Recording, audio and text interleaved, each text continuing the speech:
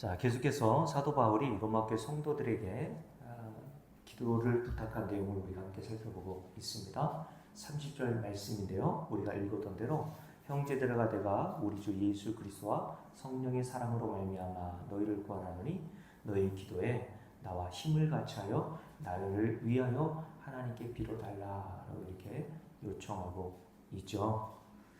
자, 이렇게 사도 바울이 로마교회 성도들뿐만 아니라 지난주에 함께 살펴봤으니까 성경을 다시 살펴보지 않을게요. 골로새 교회 성도들에게도 에베소 교회 성도들에게도 동일하게 자신을 위해서 기도해 줄 것을 부탁을 하는 내용을 우리가 살펴보았습니다.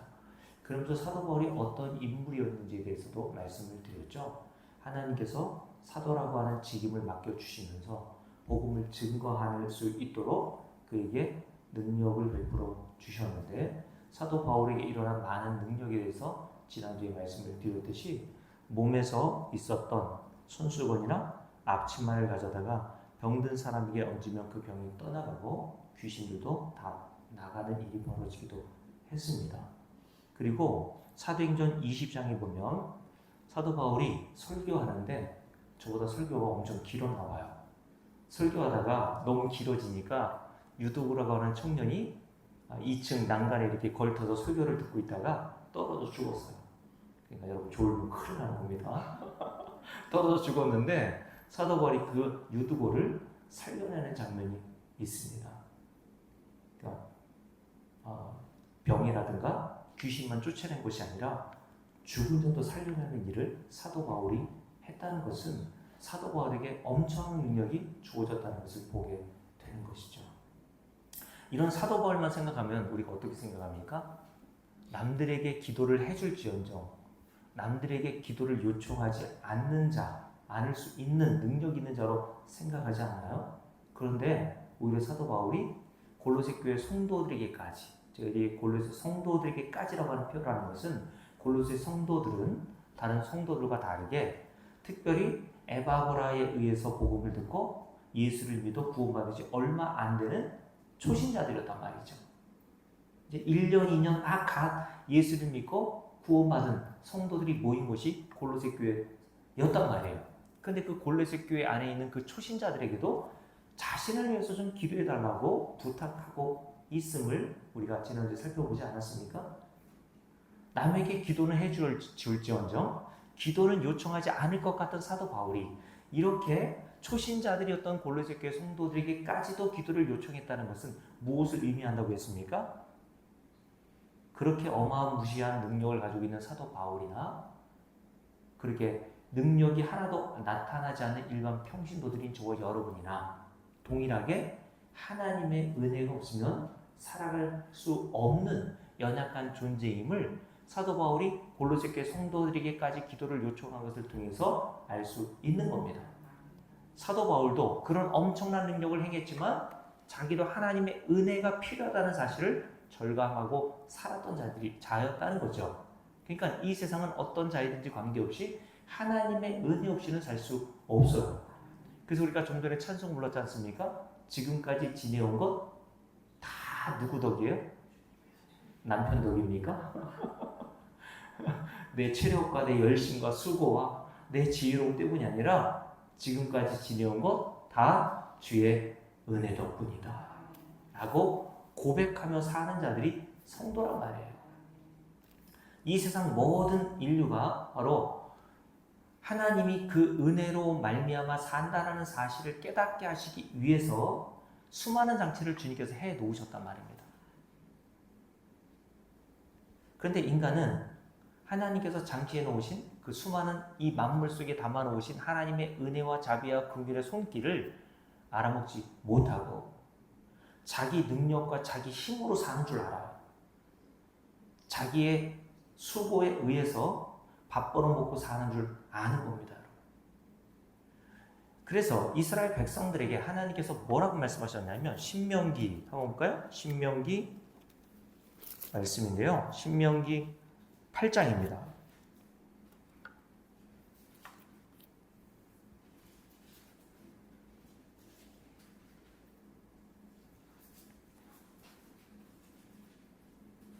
자, 신명기 8장 7절부터 쭉 읽을게요. 내 하나님 여호와께서 너를 아름다운 땅에 이르게 하시나니, 여기서 아름다운 땅은 가나안 땅, 하나님 나라의 모형이라고 말씀을 드렸습니다. 하나님이 아브라함 때부터 약속하셨던 가나안 땅으로 이스라엘 백성들을 들어가게 하셨다는 거죠. 그러면서 이렇게 얘기합니다. 그곳은 골짜기든지 산지든지 시내와 분천과 샘이 흐르고 밀과 보리의 소산지요 포도와 무화과와 석류와 감람나무와 꿀의 소산지라. 네가 먹을 것에 모자람이 없고 네게 아무 부족함이 없는 땅이며 그 땅의 돌은 철이요 산에서는 동을 캘 것이라. 네가 먹어서 배부르고 네 하나님 여호와께서 옥토를 내게 주셨으므로 말미암아 그를 찬송하리라 라고 말씀하셨어요. 하나님께서 마련해 주신 가나안 땅은 부족함이 조금도 없는 땅이에요. 그 땅은 하나님께서 그들이 필요한 모든 것들을 다 준비해 놓으신 땅이기 때문에 부족함이 없이 다 누리고 살 수 있는 곳이란 말이죠. 이것은 에덴 동산을 모형하고 있는 것이라고 볼 수 있는 것이죠. 아담과 하와를 하나님께서 창조하시고 난 다음에 아담과 하와는 그 에덴 동산에서 죄를 짓기 이전까지 조금도 모자람이나 부족함이 없이 하나님이 준비해 주신 모든 것들을 다 누리고 살았던 것입니다. 에덴 동산을 그래서 기쁨, 안식의 땅이라고 볼 수 있는 것이죠. 그래서 에덴이 즐거움, 기쁨 이런 단어의 의미가 담겨 있습니다. 그런데 인간은 박차고 스스로 나가서 독립한 거죠. 그게 선악한 사건이라고 말했습니다. 내가 왜 하나님이 주시는 은혜만 먹고 살고 그 돌보심과 긍휼과 자비만 바라보고 살아야 돼요. 나도 혼자 하나님이 되어 독립하여 살 수 있어요. 그게 선악과 사건이라고 얘기했잖아요. 근데 선악과 사건 이후에 인간이 어떻게 됐습니까? 독립하여 나가 살았더니 개고생이더라. 그걸 아담과 하와가 보여주는 거고 모든 인류가 이 세상을 살아가면서 보여주는 겁니다. 그리고 누가복음 15장에 탕자의 귀에서 보지 않습니까? 아버지를 떠난 둘째 탕자가 어떻게 돼요? 쫄딱 망해서 돼지우리에서 돼지나 먹는 쥐없는 먹고 살지 않습니까? 이게 생명의 근원 되신 아버지를 떠난 인간의 신세 그리고 상태라는 겁니다. 아버지를 떠난 생명을 떠난 인간의 상태.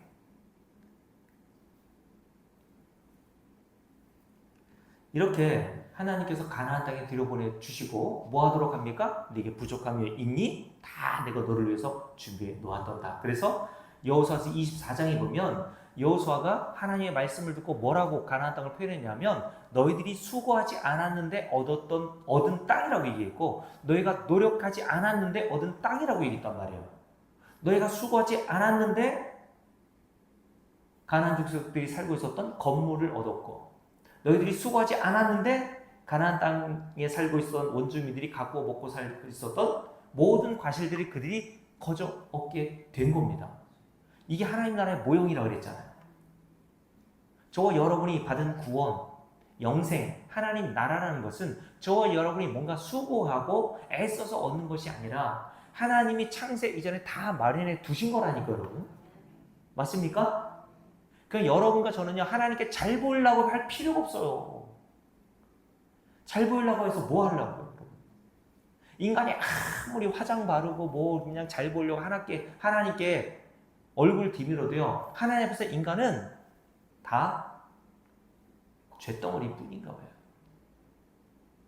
여러분은 원수 되었을 때도 하나님이 택하여 사랑하시고 여러분에게 하나님의 아들까지 내어주셨던 그 하나님이신데 이제 여러분들이 예수 그리스도를 말미암아 영생을 얻고 하나님의 자녀가 되었단 말이에요. 근데 뭘 더 잘 보일 게 있습니까, 여러분? 여러분들의 자녀들이 여러분에게 뭘 잘 보이려고 열심히 노력하던가요? 아주 당당하잖아요. 우리 아이들 보니까 뭐 쥐뿔도 하는 게 없는데 아주 당당하던데요? 때로는 뭐 승질내고 나가요. 그러면서 부모에게 정말 우리 자녀들이 했다는 얘기가 아니라 부모의 마음에 비수를 꽂는 말이 뭡니까? 엄마 아빠가 해준 게 뭐 있어요? 그죠? 이 싸가지 없는 것들이. 여러분, 자녀들은 부모에게 뭘 잘 보이려고 할 필요가 없는 이유는 뭡니까? 자녀에게 확신이 있는 거죠. 내가 뭔 잘못하더라도 부모는 나를 내쫓지 않을 거라고 하는 확신이 있는 거예요. 그죠? 그러니까 자녀들은 밖에서 좀 잘 보려고 화장하고 다 하고, 여러분도 그러잖아요. 교회 올 때 다 조금씩 이렇게 분바르고 오잖아요. 그죠? 그게 예의입니다. 분도 바르고, 뭐 이렇게 냄새 날까봐 또 어떤 분은 또 이렇게 향수도 뿌리고. 제 아들은 뭐 향수를 그냥 뭐 얼마나 뿌려대는지, 뭐 겨드랑이도 털도 다 밀어가지고 겨드랑이도 뿌리고 막 그렇게 열심히 하더라고요. 근데 집에서는 그렇게 안 하거든요. 왜요? 그럴 필요가 없잖아요, 여러분. 하나님께 저와 여러분이 뭔가 잘 보이려고 할 필요가 없어요. 그러면 피곤해지는 겁니다, 여러분. 잘 보이려고 헌금하고 잘 보이려서 뭘 하나님께 얻어내려고 뭐 할 필요가 없어요. 저와 여러분은 뭘 알아야 합니까? 하나님이 주신 모든 것들이 은혜로 주신 것들임을 알고, 오늘 가나안 땅에 들어가 있는 자들에게 뭐라고 하십니까? 10절 말씀을 보십시오. 네가 먹어서 배부르고 네 하나님 여호와께서 옥토를 내게 주셨으므로 말미암아 그를 찬송하리라 라고 말씀하세요. 하나님께 저와 여러분에게 요구하시는 건 딱 한 가지예요. 찬송입니다. 찬송이 뭔지 아세요? 그냥 박수 치면서 목소리 크게 목이 터져라 부르는 게 찬송이 아니라, 찬송은 하나님을 알아드리는 겁니다. 하나님이 내게 행하신 일을 알아드리는 거예요. 그게 찬송이라니까요, 여러분. 하나님께서는 성경을 통해서 하나님께서 아들을 통해서 우리에게 어떤 일을 행하셨는지를 깨닫게 하셔서 우리로 말미암아 그 일을 행하신 하나님을 알아드리는 겁니다. 알아드리도록 우리를 인도하시는 방식이 바로 찬송이란 말이에요. 여러분들이 하나님께 찬송한다는 것은 하나님을 알아드리고 있다는 거예요. 그러면서 이렇게 얘기하죠. 11절 쭉 말씀 봅니다. 내가 오늘 내게 명하는 여호와의 명령과 법도와 규례를 지키지 아니하고 내 하나님 여호와를 잊어버리지 않도록 삼갈지어다. 네가 먹어서 배부르고 아름다운 집을 짓고 거주하게 되며 내 소와 양이 번성하며 내 은금이 증식되며 내 소유가 다 풍부하게 될 때에 내 마음이 교만하여 내 하나님 여호와를 잊어버릴까 염려하노라. 여호와는 너를 애굽 땅 종되었던 집에서 이끌어내시고 너를 인도하여 그 광대하고 위험한 광야 곧 불뱀과 전갈이 있고 물이 없는 건조한 땅을 지나게 하셨으며 또 너를 위하여 단단한 반석에서 물을 내셨으며 내 조상들도 알지 못하던 만나를 광야에서 내게 먹이셨나니. 이게 다 누가 한 일이에요? 하나님이 이스라엘 백성들을 위해서 하신 일이란 말이에요. 광야에서 이 일을 하심으로 뭘 위해서 일을 하셨다고 되어 있냐면, 함께 읽습니다. 이는 다 너를 낮추시며 라고 되어 있습니다. 하나님께서 저와 여러분을 이 광야와 같은 세상에서 하시는 일은 낮추신단 말입니다. 어떻게 낮추세요? 네가 한 거 아무것도 없잖아. 이스라엘 백성들이 광야에서 인간이 살 수 없는 장소, 물도 없고 양식도 없고 추위와 더위 때문에 도저히 인간이 생존이 불가능한 그 광야라는 곳에서 하나님이 그들을 위해서 모든 것들을 다 준비해 주셨잖아요. 하나님이 수고하시고 희생하시고 애쓰심으로 말미암아 광야 이스라엘 백성들은 거저 그 은혜에 의해서 광야 40년 동안 옷 그리고 신발도 헤어지지 않았다고 했단 말입니다. 그래서 너희가 어떻게 했다는 거예요? 가나안 땅에 지금 들어가게 된 거지 않니?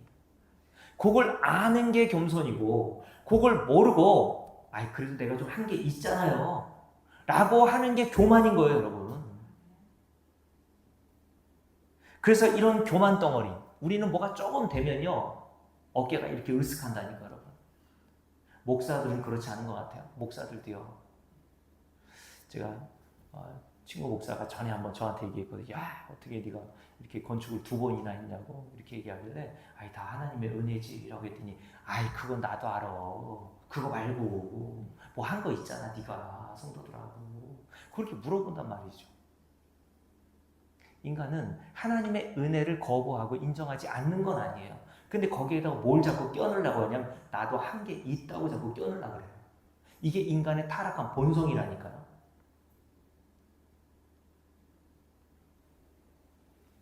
그래서 아간의 범죄가 일어난 겁니다. 네? 여호수아서 5장 6장에 보면, 6장이죠. 여리고성을 돌고 마지막 그 7일째 되는 날 7바퀴를 돌았더니 여리고성이 무너지지 않습니까? 그랬더니 하나님께서 뭐라고 하셨어요? 야, 여리고성에서 얻었던 그 전리품들을 너희들이 하나도 갖지 말고 다 하나님께 온전히 바쳐. 여러분, 하나님이 왜 그 말씀하셨을까요? 하나님이 돈 필요하세요? 아닐 거 아닙니까, 여러분? 근데 왜 여리고성을 점령하고 난 다음에 얻었던 그 전리품을, 그 여리고성이라는 것은 가나안 땅의 첫 성이었거든요. 첫 번째 전투에서 이스라엘 백성들이 아무 노력한 것이 없이 하나님의 은혜로 그 여리고성을 얻고 전리품을 얻었거든요. 그러니까 그 전리품을 온전히 하나님께 다 바치라는 것은 하나님께서 뭐 하라는 거예요? 너 한 것 아무것도 없잖아. 전리품은 전쟁에서 승리한 자가 갖는 것이었습니다. 그게 당연한 거예요. 근데 하나님께서 그 전리품을 내게 바치라고 한 것은 이 성을 너희들이 얻은 것은 다 나의 공로 때문이야. 너희들이 한 일이 없어. 그가 알라고 명령하신 거예요. 온전히 모든 전리품을 바치라고. 그런데 아간이 어떻게 하죠? 외투와 금덩어리 몇 개를 속된 말로 세비친단 말입니다. 이렇게. 그게 뭔지 아십니까, 여러분? 그러니까 단순히 돈에 환장해서 그런 일을 한 게 아니라 아간은 어떤 생각을 한 거예요? 나도 거기에 기여한 일이 있습니다. 생각해 보세요. 하나님 명령대로 내가 여리고성을 돌았잖아요. 성을 무너뜨린 건 하나님이시지만 나도 거기에 보탠 게 있잖아요. 내가 안 돌았으면 무너졌겠어요? 여러분, 안 돌았으면 무너졌을까? 안 무너졌을까요? 무너졌습니다, 여러분. 인간이 아무 일 하지 않아도 하나님은 하나님이 뜻하시는 일을 다 행하신다니까요. 근데 인간은 자기가 한 일이 뭔가 하나님께 큰 보탬이 된다고 생각해요. 착각입니다. 그래서 아간을 어떻게 해요? 하나님께서 그 수많은 60만 명 중에 제비 뽑아서 골라내시죠. 지파별로 먼저 불러서 제비 뽑습니다. 근데 아간이 안 나와요. 설마 내가 걸리겠어? 이 많은 60만 명 중에?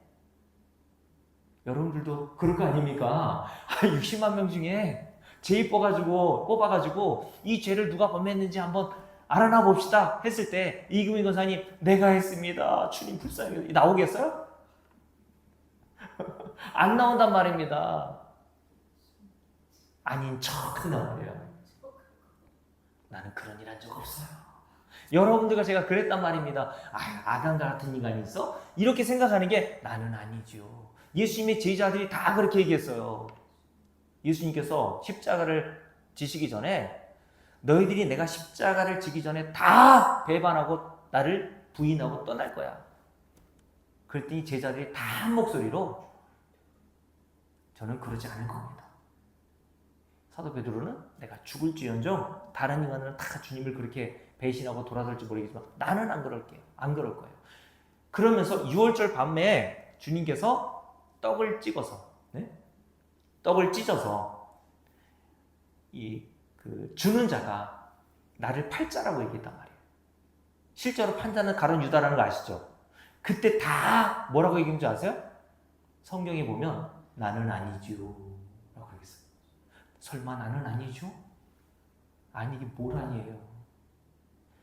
유다와, 내가 새벽에 말씀드렸죠. 가룟 유다와 다른 제자들이 다를 바가 없습니다.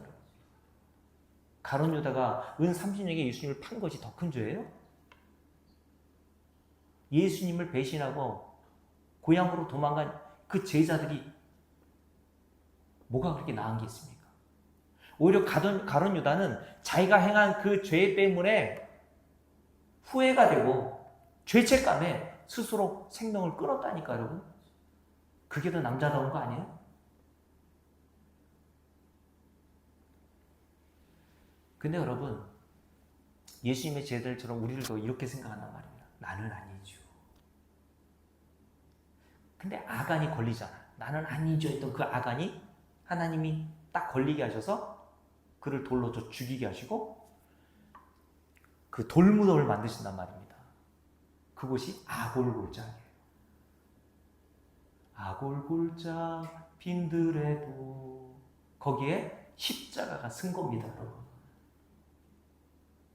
저와 여러분이 다 그 아간과 같이 하나님이 하신 일을 내가 한 것처럼 그렇게 생각하는 경우들이 있단 말이에요. 지금까지 우리가 그렇게 살아왔단 말입니다, 여러분. 그런 자들을 다 강도라고 하는 겁니다. 그래서 예수님이 십자가에 달려 죽으실 때 양옆에 누가 매달렸어요? 두 강도가 매달려 있는 거예요. 저와 여러분, 이 세상 모든 인간들이 다 강도와 같은 인간들이라는 거예요. 하나님의 은혜를 누리고 살면서도 하나님의 은혜가 아니면 생존이 불가능한 인간임에도 자기의 힘과 노력으로 산다고 생각해요. 그게 강도, 그게 도적입니다. 그런데 두 강도 중에 한 강도는 회개하여 예수 믿고 영생에 이르는 강도가 있고, 한 강도는 예수님을 오히려 네가 그리스도야? 그럼 나를 구원해보고 너도 구원해봐. 무슨 말입니까? 자기가 구원받을 자격이 있다는 거 아니에요. 얼마나 세상에서 강도짓을 그렇게 열심히 했으면 그 당시에 최고의 형벌인 로마인들은 십자가형도 처해지지 않았습니다. 십자가가 너무 비참하고 극심한 고통에 이르는 그 처형 방법이기 때문에 당시 세계를 주름잡고 있었던 로마인들에게는 그 처형 방법을 사용하지 않았어요.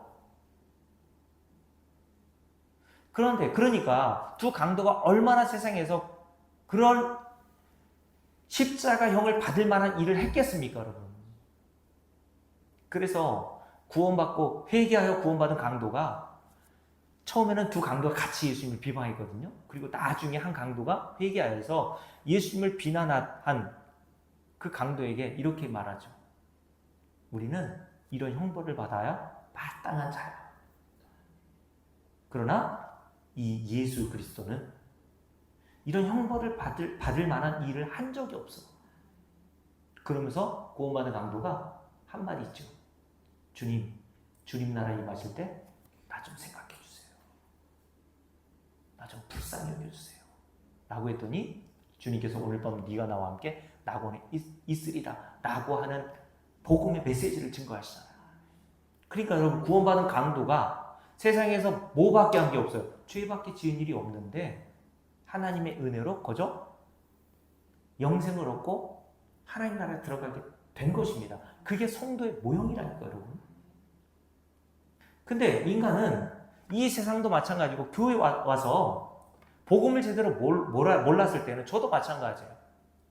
내가 구원에 뭔가 대단히 기여한 게 있다고 생각해요. 하나님은 우리에게 구원을 제시하셔도 그 구원을 선택하는 것은 내가 한 일이야. 이런 식으로 구원을 가르치는 사람들이 얼마나 많습니까, 여러분? 구원은 인간의 개인적인 선택인 거예요. 그럼 구원은 누구에게 달려있는 거예요? 구원을 받고 안 받고가 그럼 누구에게 달려있는 거예요? 저와 여러분에게 달려있는 거잖아요. 구원은 인간에게 달려있지 않습니다. 하나님께 달려있는 거예요. 그래서 우리가 새벽에 배웠죠. 요한복음 5장에 보면 예수님께서 뭐라고 말씀하셨습니까? 아버지가 행하시는 것처럼 아들인 나도 아버지가 행하시는 일을 행하고 있다라고 이야기하시면서 아들은 원하는 자들을, 죽은 자들 가운데서 원하는 자들을 살리신다라고 얘기했어요. 우리가 원해서 된 일이 아니라고 오늘 새벽에 말씀드렸잖아요. 하나님이 저와 여러분을 택하셔서 구원하기로 작정하시고 예정해 두셨기 때문에 저와 여러분은 아무 한 일이 없이 구원받은 강도와 같이 하나님 나라에 들어가는 거라니까, 여러분. 그걸 알고 깨닫는 것이 겸손한 겁니다. 난 아무것도 한 일이 없어요, 주님. 다 하나님의 은혜입니다. 이게 성경에서 말하는 겸손이라니까요, 여러분. 교만은 뭐라고요? 그래서 내가 한 게 있지요. 아간과 같이. 그걸 탐심이라고 하는 겁니다. 그래서 성경에 이런 말씀이 있죠. 하나님께서 겸손한 자에게 은혜를 베푸시고 교만한 자를 물리치신다. 이걸 다 도덕과 윤리적으로 생각하니까 이게 해결이 안 되는 거예요. 겸손이 뭐라고요? 예수 믿는 게 겸손이야, 한마디로 말하면. 왜요? 난 한 일이 없고 예수께서 십자가에 생겨놓으신 그 공로에 의해서 내가 구원받는다는 것을 믿는 게 예수 믿는 거라 그랬잖아요. 그래서 성경에서 말하는 겸손도 예수 믿는 겁니다. 그러면 교만은 뭐겠습니까? 예수 안 믿는 거예요. 내 힘으로 뭔가 해보겠다는 거 아닙니까? 그게 성경에서 말하는 교만입니다, 여러분. 그 교만했던 저와 여러분을 인간은 날 때부터 아담과 하와의 본성을 닮아서 선악과를 먹고 하나님처럼 되었기 때문에 교만이 하늘을 찌를 듯해요. 죽을 때까지. 그래서 하나님께서 이스라엘 백성들을 광야에서 배우게 하시는 겁니다. 그리고 그들을 어떻게 하신다고요? 낮추시는 거예요. 그 교만을 꺾어 놓으시는 겁니다. 네가 한 거 아무것도 없잖아. 그게 하나님이 광야에서 이스라엘 백성들을 다루시면서 하나님 나라에 네가 어떻게 들어가니? 요걸 깨닫게 하시는 거예요. 이 40년의 이스라엘 백성들의 광야 생활이 바로 성도들의 인생이라고 그랬잖아요. 성도들의 인생에서 배워야 될 것은 요거 배우고 가는 거라고 했습니다, 여러분. 그래서 하나님은 저와 여러분을 시시때때로 죽을 때까지 어떻게 하십니까? 이스라엘 백성을 다스리시듯이 교만을 꺾어 놓으시고 낮추십니다. 네가 한 거 없잖아. 다 하나님이 아들이신 예수 그리스도를 통해서 주신 은혜와 공로 때문에 네가 사는 거라는 사실을 깨닫게 하신단 말이죠. 자, 그래서 이런 말씀이 있죠. 함께 읽습니다. 16절 함께 읽을게요. 내 조상들도 알지 못하던 만나를 광야에서 내게 먹이셨나니 이는, 이게 접속사인데 왜냐하면 이라는 뜻입니다. 왜냐하면 첫 번째, 다 너를 낮추시며 어떻게요? 너를 시험하사 마침내 내게 복을 주려 하심이었더라. 시험이 왜 복입니까, 여러분? 하나님이 율법을 이스라엘 백성들에게 주셨잖아요. 그게 시험입니다, 여러분. 율법을 주셨더니 이스라엘 백성들이 내가 그걸 잘 지켜볼게요. 그랬더니 하나도 못 지키더란 말이에요. 요걸 알아야 인간은 겸손해지는 겁니다. 내 능력으로는 안 되는군요, 주님. 그래야 저와 여러분이 그렇게 불가능하고 무력하고 무능한 자인 줄 알아야 예수님만 바라볼 거 아니에요. 그게 주님께서 광야에서 이스라엘 백성들을 시험하셔서 낮추시고 복을 주신 겁니다. 성경에서 말하는 복은 바로 이런 복이란 말이죠. 그러면서 이렇게 얘기합니다. 17절. 그러나 인간은 끊임없이 교만합니다. 함께 읽습니다. 네가 마음에 이르기를 내 능력과 내 손의 힘으로 내가 이 재물을 얻었다 말할 것이라 라고 얘기했습니다. 이것을 다른 성경 번역본 공동번역 성경에서는 네가 뼈 빠지게 일해서 벌어먹고 사는 거야 라고 생각하게 될 거야, 이렇게 번역했습니다. 이런 말 많이 들어봤죠? 뼈 빠지게 일해서 한 달 내내 그냥 뼈 빠지게 일해서 벌어놓은 월급 다 이런 생각을 하지 않습니까? 내가 뼈 빠지게 일해서 마련한 아파트. 하나님의 은혜는 맞아. 교회 다니는 사람 치고 하나님의 은혜가 아니라는 사람이 다 있습니까? 그래도 내가 매일 월요일부터 금요일까지 9시부터 6시까지 회사 가가지고 뼈 빠지게 일해서 월급 받아서 차곡차곡 모아서 아파트 산 거잖아. 하나님의 은혜 플러스 내가 수고한 거 10% 있잖아. 하나님은 이런 인간의 마음을 아신다니까, 여러분. 여러분 그런 마음 품은 적 없어요? 그래서 인간이 주머니에서 돈 10,000원 나오는 게 어려운 거예요. 왜요? 뼈 빠지게 벌었는데 이 10,000원. 여러분 그러니까 돈 10,000원은요 그냥 지폐가 아닌 거예요. 돈 벌기 위해서 여러분 얼마나 피땀 흘려야 합니까? 이금희 여사님 그렇죠? 뼈 빠지게 가서 일해야 한 달 월급 겨우 200만 원 받는 거 아니에요, 여러분? 그죠? 그냥 건물 청소하는 거 쉽지 않을 거라고 저는 봐요. 맨날 괜찮다 하시는데 쉽지 않겠죠. 저희 어머니도 예전에 말씀드렸잖아요. 저 3남매 키우느냐고. 네? 그 쓰레기 분리수거 하는데 알죠? 60만 원 받으면서 일하셨거든요. 쓰레기. 제가 한번 가서 이렇게 봤는데 정말 눈물이 그냥 쏟아지더라고요. 여러분, 우리가 그렇게 뼈 빠지게 벌어서 그렇게 통장에 모아놓은 돈이 있다고 생각해 보세요. 그래서 그 돈을 남들에게 주기 어렵고 내 분신인, 그게 또 다른 나거든요. 내 자식에게 자꾸 물려주려고 하는 거예요. 거기에 애착을 갖는 겁니다. 돈에. 그게 인간의 본성이라니까요. 나는 아니죠. 여러분이라니까. 나는 아간이 아니죠. 그렇죠. 물려주고 싶어. 왜요? 내가 뼈 빠지게 번 거를 남한테 주면 개 져서 죽 쓰는 거야? 아니, 죽 써서 개 주는 거야? 왜 큰 교회, 대형 교회 목사님들이 어떻게 해서든지 자기 자식의 교회를 물려주려고 해요? 우리 아들 다민이는 야, 너도 아빠 대를 이어서 이 제자교회에서 목회해볼래 했더니 안 하겠대요. 성도도 얼마 안 모이고 뭐 남는 게 있어야지. 여러분, 진짜 대형교회 목사님들이 정말 오로지 하나님의 영광만을 위해서 자식에게 그렇게 물려주려고 그렇게 편법, 위법 다 동원해서 결국은 자식에게 물려주는 겁니까, 여러분? 그 마음에 그런 마음 없을까요? 끊을 수 없는 자식에 대한 정. 그게 없을까요? 두 번째, 내가 어떻게 해서 읽어놓은 건데 대형교회 목사님이 정말 은퇴할 때 이런 마음 없을까요? 그러니까 남 주면은 죽 써서 개 주는 걸로 생각하는 거예요. 그러면서 말로는 어떻게 얘기합니까? 다 모든 영광 하나님께. 다 하나님의 은혜입니다. 목사들도 정직할 필요가 있다고 저는 봅니다. 나는 아니죠. 너라니까 주님 그러신다니까요.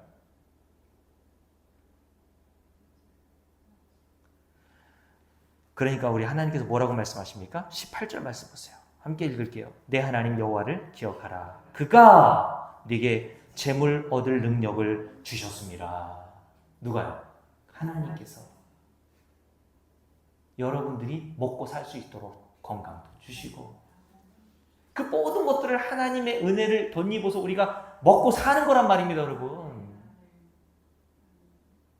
근데 우리는 그걸 기억하는 게 아니라 내가 한 달 동안 뼈 빠지게 일한 거, 그 수고를 기억해서 마치 하나님이 일하신 것 하고 내가 일한 것 플러스 그래서 내가 지금 읽어놓은 이런 모든 것들이 나에게 주어진 것이라고 착각한단 말이에요. 이런 저와 여러분의 교만을 하나님께서 이 세상 사는 동안 하나하나씩 꺾어 놓으시는 겁니다. 여러분.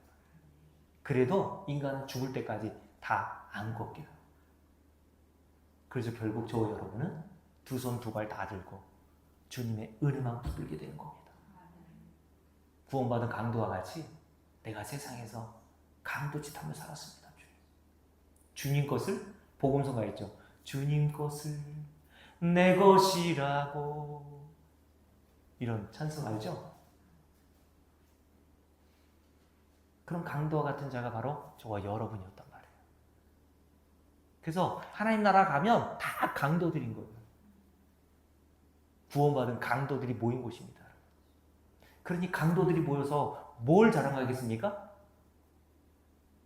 네? 뭘 자랑하겠어요? 자기가 강도지 더 많이 한 걸 자랑하겠어요? 야, 너 그거밖에 못 털었어? 난 이만큼 털었는데. 그걸 자랑하는 게 아니라 강도 같은 자들이 다 하나님 나라 가서 이런 강도 같은 자를 구원하신 하나님을 자랑하는 거예요. 하나님을 찬송하는 겁니다, 여러분. 그곳이 하나님 나라고 그 하나님 나라의 모형인 곳이 바로 교회입니다, 여러분. 그래서 교회는 남들이 그럴싸한 것 가지고 자랑하는 곳이 아니라고 그랬잖아요. 제가 주일날 고재인 집사님이 식사 시간에 했던 얘기 말씀드렸잖아요. 네? 전에 있었던 교인들이 자꾸 만나자고 하는데 만나기가 싫대요. 그래서 왜 그런가 들어봤더니 나 없어도 행복하게 지내는 꼴을 보기 싫대요. 제가 그래서 그런 생각이 들더라고요. 나랑 똑같네. 나는 아니지요. 여러분 아닙니까, 여러분? 인간은 다 그런 마음입니다. 나 없어도 더 잘 되면 여러분 좋아요, 기분? 나 있을 때 잘 되는 게 더 좋지. 그러니 저와 여러분은 교회 안에서 여러분과 제가 이런 잘하는 사실을 말씀을 통해서 낱낱이 드러내시고 말씀으로 우리를 낮추셔서 내가 이런 강도 같은 자인데 어떻게 하나님 나라 들어갈 수 있었습니까? 다 하나님의 은혜 덕분입니다. 라고 주님의 은혜만을 자랑하고 찬송하는 것이 하나님 나라고 그것을 배우고 오라고 오늘 저와 여러분을 교회로 불러 모으신 겁니다. 그래서 여러분 사도 바울이 뭘 자랑한다고 합니까? 한번 볼까요? 고린도후서 11장을 보세요. 고린도후서 11장입니다.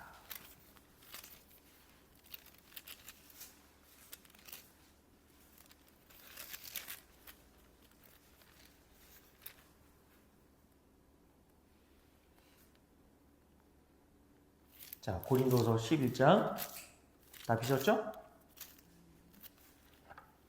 자, 거짓 사도들이 들어와서 고린도 교회 성도들에게 자기의 잘남을 막 자랑했거든요. 나는 누구의 추천서를 받았고, 나는 학위가 있고, 내 부모는 어떤 사람이고, 막 자랑했어요.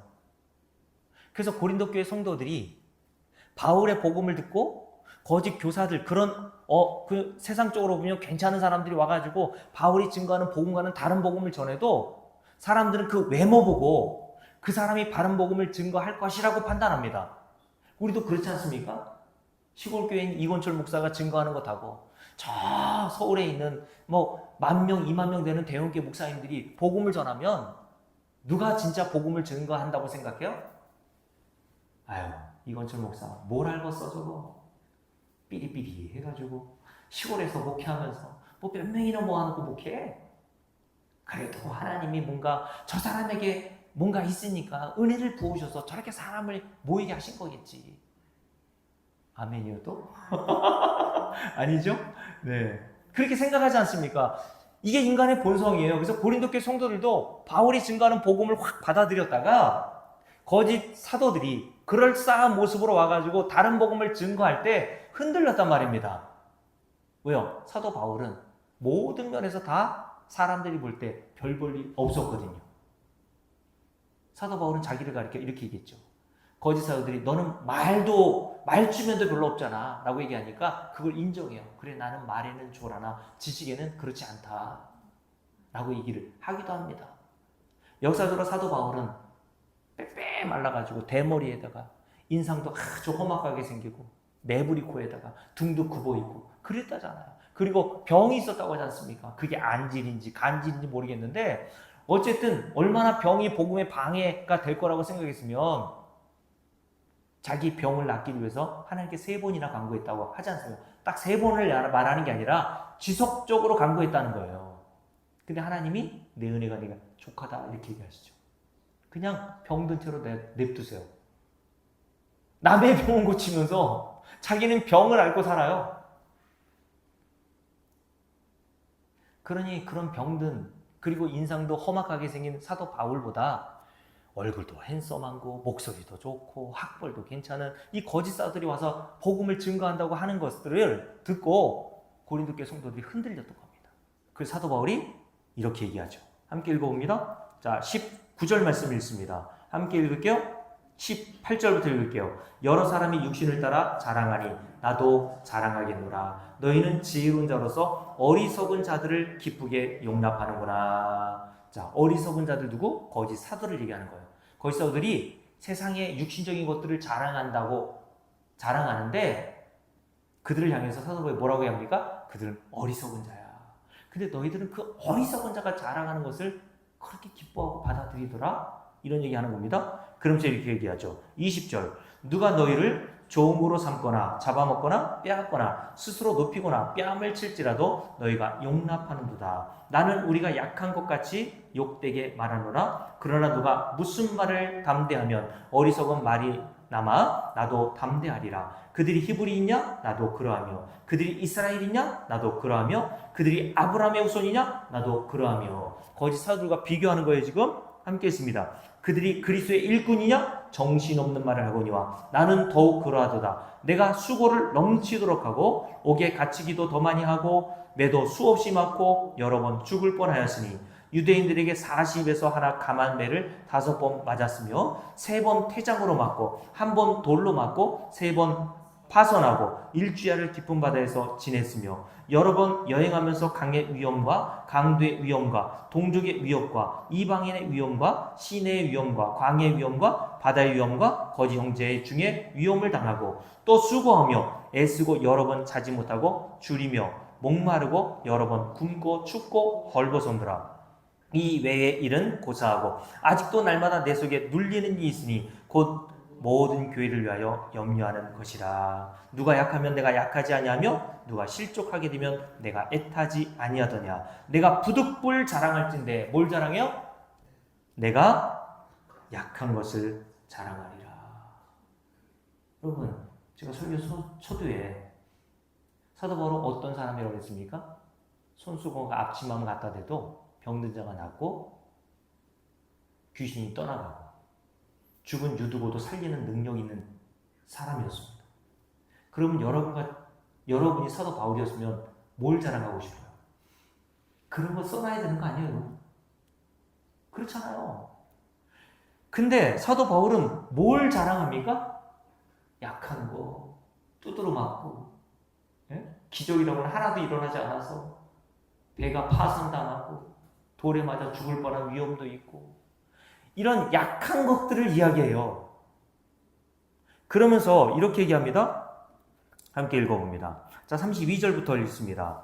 다메섹에서 아레다 왕의 고관이 나를 잡으려고 다메섹 성을 지켰으나 나는 뭐 타고 내려왔어요? 광주리를 타고 들창문으로 성벽을 내려가 그 손에서 벗어났노라. 여러분, 이게 멋있어요? 자기를 죽이려고 망보고 있었던 사람을 피해서 사도 바울이 큰 광주리를 타고 밤에 몰래 다메섹 성을 탈출했던 이야기를 여기 써놓고 있어요. 여러분 생각해 보세요. 자기를 죽이려고 먹지도 않고 마시지도 않았던 그 유대인들을 피해서 다메섹 성을 탈출할 때 그 밤에 큰 광주리 안에 여러분과 제가 있다고 생각해 보세요. 얼마나 두려웠을까요? 벌벌 떨었을 거 아닙니까? 여러분, 바울도 그걸 얘기해요. 사도 바울이. 나는 어마어마한 이런 기적 행했어. 야, 내가 교회 몇 개를 개척했는 줄 알아? 야, 내가 안수하면 사람들 빵빵 떨어져. 유튜브 보세요. 다 그런 거 목사들이 자랑하잖아요. 근데 오늘 사도 바울이 뭘 자랑합니까? 약한 거 자랑한다고 얘기합니다. 나는 이렇게 부족한 자야. 이렇게 하나님의 은혜가 없으면 안 되는 자야. 요걸 이야기한단 말입니다, 여러분. 성도는 교회 안에서 이걸 자랑하는 거예요. 나는 그래서 하나님의 은혜가 필요한 자야. 고재민 목사님이 그런 얘기 했을 때, 야, 어떻게 넌 예수 믿는데도 그따위냐? 이렇게 얘기하는 게 아니라, 너만 그런 게 아니었구나. 나도 그랬어. 나는 더 했는걸? 그러면서 둘이 합의가 되는 거죠. 어떤 합의가 됩니까? 너나 나나 다 하나님의 은혜가 필요한 자구나. 야, 고재신, 네가 예수 믿었든지 뭐 20년 됐고 뭐 30년 됐다 그래. 너도 별거 없구나. 그래, 나도 별거 없어. 목사인데. 사도 바울도 이런 거 얘기했단 말입니다. 사람은 뭘 자랑하고 싶어 한다고요? 남들이 그럴듯해 보이는 걸 자랑하고 싶어요. 그렇지 않아요? 누가 자기의 약한 걸 자랑합니까? 누가 자기의 약점을 가리려고 하지 그 약점을 드러낸 사람이 누가 있어요? 다 나 괜찮아 이거 아닙니까, 여러분? 근데 교회는, 성도는, 하나님 나라는 그런 곳이 아니라니까요. 약한 것을 자랑하는 곳입니다. 약한 것을 자랑한다는 것은 약한 것 자체를 자랑한다는 뜻이 아니라 나는 이런 인간인데 하나님이 이런 인간도 구원해 내시더라. 그 얘기를 하는 거예요. 그러니 사도 바울이 뭐라고 해야 합니까? 31절 보세요. 함께 읽습니다. 약한 것을 자랑한다 하면서 31절 얘기하죠. 주 예수의 아버지 영원히 찬송할 하나님이 내가 거짓말 아니하시는 것을 아시느니라. 모든 영광은 하나님께 돌려야 하고 모든 자랑도 하나님께 돌려줘야 한다는 것을 사도 바울이 얘기를 하고 있는 거예요. 내가 한 일은 아무것도 없어 라고 얘기했던 겁니다. 그러니 저와 여러분은 말씀을 통해서 이스라엘 백성들이 광야에서 하나님의 말씀을 통해 낮춰진 것처럼 사도 바울도 가면 갈수록 약한 것 이외에는 자랑할 것이 없는 자가 되어 하나님의 은혜만 자랑하는 것, 그런 자리로 나아간 것처럼 저와 여러분도 그런 자리로 나아가게 되기를 바랍니다. 그래서 사도 바울이 마지막으로 여기 읽고 마칠게요. 디모데 전서 1장에서 이렇게 이야기를 했던 겁니다. 디모데 전서 1장 넘어주십시오.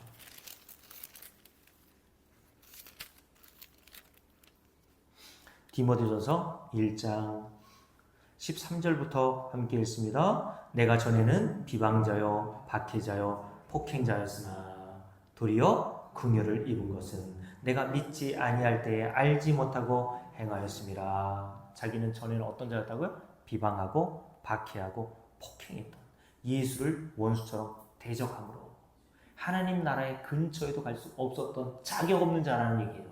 그런데 내가 어떻게 하나님 나라에 들어갈 수 있었니? 하나님의 긍휼 때문이야. 내가 하나님의 긍휼을 아니었으면 어떻게 하나님 나라 들어갈 수 있겠니?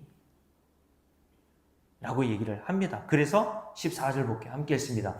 우리 주의 은혜가 그리스도 예수 안에 있는 믿음과 사랑과 함께 넘치도록 풍성하였도다. 뭐가요? 우리 주의 은혜가, 자비가, 긍휼이. 그래서 15절 함께 했습니다. 믿보다 모든 사람이 받을 만한 이 말이요, 그리스도 예수께서 죄인을 구원하시려고 세상에 임하셨다 하였도다. 죄인 중에 내가 뭐라고요? 괴순이라. 이게 성도들의 마지막 고백입니다. 이게 하나님이 저와 여러분에게 원하시는 고백이라니까요. 하나님, 나는 죄인 중에 괴수입니다. 무슨 말입니까? 나는 하나님의 긍휼이 없으면 하나님 나라에 얼씬도 못할 자입니다. 라고 고백하는 거예요. 이게 낮아짐, 겸손이라니까 여러분. 이게 약한 것을 자랑하는 거예요, 성도들이. 그러면서 이렇게 얘기하죠. 함께 읽습니다. 16절. 그러나 내게 여기도 긍휼을 입은 까닭을, 계속 긍휼이 나오죠. 긍휼, 긍휼, 긍휼. 긍휼을 입은 까닭은 예수 그리스도께서 먼저 내게 일체 오래 참으심을 보이사 후에 주를 믿어 영생 얻는 자들에게 뭐 하시게 하기 위해서 본이 되게 하려 하심이라. 무슨 말입니까? 나 같은 인간도 구원받았잖아 라고 사도 바울이 얘기하는 거예요. 왜 하나님이 나를 구원하셨는 줄 알아? 내가 잘나서가 아니라 나를 통해서 나 같은 인간도 구원하신 그 하나님의 은혜를 알고 모든 성도들에게 본을 보이기 위해서 라고 얘기한 겁니다. 그러면서 이렇게 얘기하죠. 결국 사도 바울이 이렇게 인생을 마감합니다.